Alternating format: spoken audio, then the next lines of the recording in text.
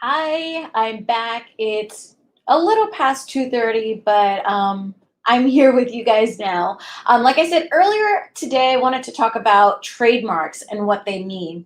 I don't want to get into the legal details of a trademark and what it means.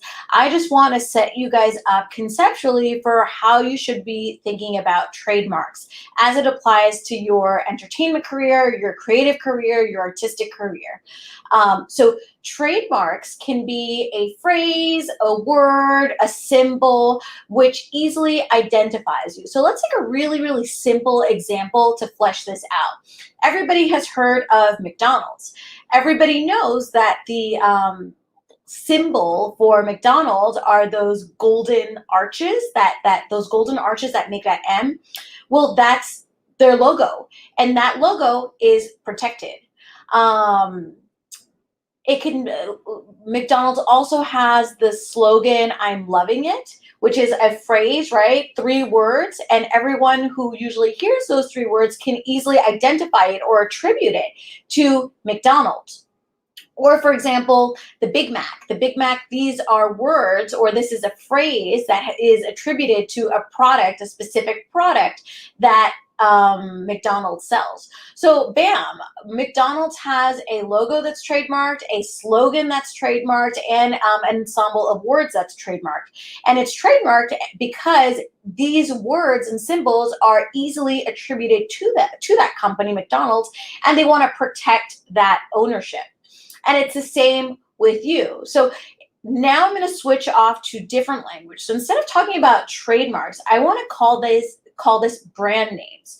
So I want you to think about words or a string of words or phrases or a logo or a slogan that maybe you utilize in your everyday life that are attributed to you.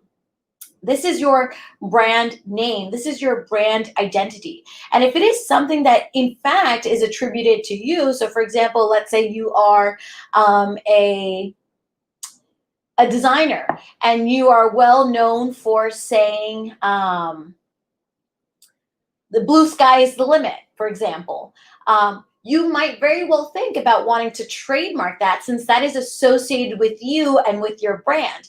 And based off the trademark of that phrase or that string of words, you can start to really build your business identity, your brand identity off those words and protect it from anybody else monetizing off that slogan of words. So this is really critical that you think about your artistry, that you think about your creativity in a very regimented business-like way. Don't think about it in terms of a trademark. Think about it in terms of a brand name.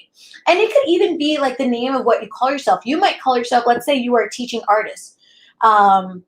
Maybe you call yourself the kids teaching artist or the international Spanish language teaching artist. Whatever it is, if it's attributed to you, you're going to want to protect that so that you can monetize and make money off of that in the future and build off of it. So, for example, there are a lot of different types of people who are trademarking phrases that apply to them. By trademarking these phrases and these words that are attributed to them, they can, like I've said earlier, monetize. So let's say, like I said, you're known as a designer for saying the blue sky, the sky up above is blue. Well, then you can start to create merchandise. And this is high level thinking, but I want you guys to think big. I'm not saying that right off the bat you're going to trademark, you're going to develop your brand name, and you're going to start to monetize, but you are going to start to think of yourself as a brand. Therefore, everything that you're doing will be in support of that brand. So I really want you guys to think about how you are known within your field. And it doesn't mean like known to 100,000 people.